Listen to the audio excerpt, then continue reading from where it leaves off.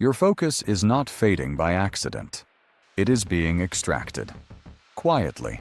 Continuously. And most of the time, you don't even notice it happening. Look at a normal day. Before you speak to anyone, you check your phone. Before you begin meaningful work, you scan updates.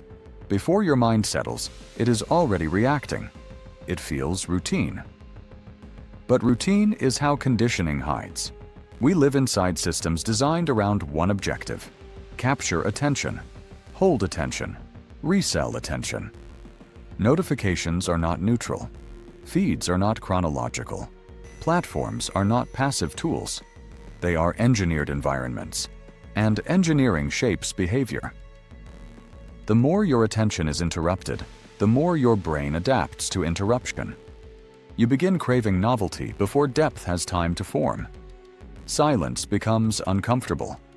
Long tasks feel overwhelming. Stillness feels unproductive. So you return to stimulation. The cycle reinforces itself. This is not a personal flaw, it is exposure. Repeated, unfiltered exposure. Every scroll rehearses fragmentation. Every interruption resets cognitive momentum. Over time, the ability to sustain thought weakens, not permanently, but predictably. So how do you rebuild focus in an environment designed to dissolve it? Not through extreme withdrawal, not through dramatic detox declarations, but through deliberate reconstruction. Start with awareness. Notice how often you switch tasks. Notice how frequently you check devices. Notice the impulse to escape mild discomfort. Observation interrupts autopilot. Then introduce friction. Small, intentional barriers. Move distracting apps off your home screen. Disable non-essential notifications. Place your phone physically out of reach during focused work. Friction protects attention. The world is optimized for convenience. Focus requires resistance. Next, retrain duration. Begin with defined windows. 10 minutes of uninterrupted work.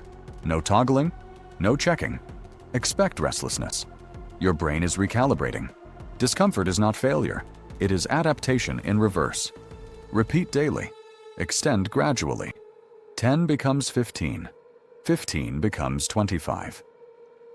Like rebuilding muscle after atrophy, strength returns through consistent load.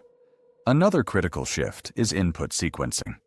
If your day begins with rapid, high-intensity content, your baseline becomes speed. Instead, begin with slower inputs. Reading, writing, strategic thinking. Anchor your nervous system before exposing it to noise. Order shapes perception. You can also design recovery. Deep focus cannot exist without mental reset.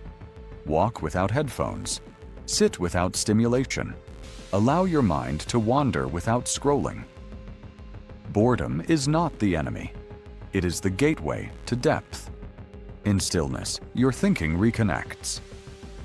There is also the question of boundaries. When are you unavailable? If you are always reachable, your attention is always negotiable. Define protected windows. Communicate them if necessary. Defend them consistently. Because what you protect grows stronger. What you expose constantly grows fragile. Understand this clearly. The environment will not change for you. The architecture of distraction is profitable, which means responsibility shifts to design. You must design your internal environment with as much intention as external systems design theirs. This does not require isolation from the world. It requires selective exposure. Choose depth over volume, quality over frequency, silence over constant input. Over time, something subtle happens. Your thoughts extend further before collapsing. Reading becomes immersive again. Work feels less scattered.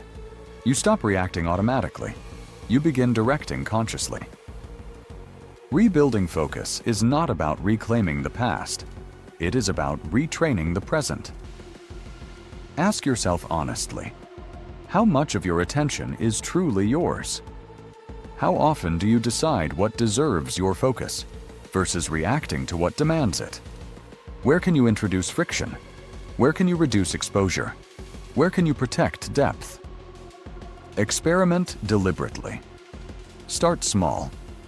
Measure not by intensity, but by continuity. Because focus is not restored in a single breakthrough. It is rebuilt in repeated, protected moments.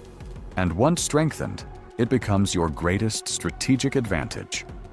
In a world designed to steal attention, the rare individual who rebuilds it regains control over direction. Reflect on your daily structure. Then begin redesigning, not your ambition, but your exposure. And share what shifts when your attention is no longer scattered, but steady.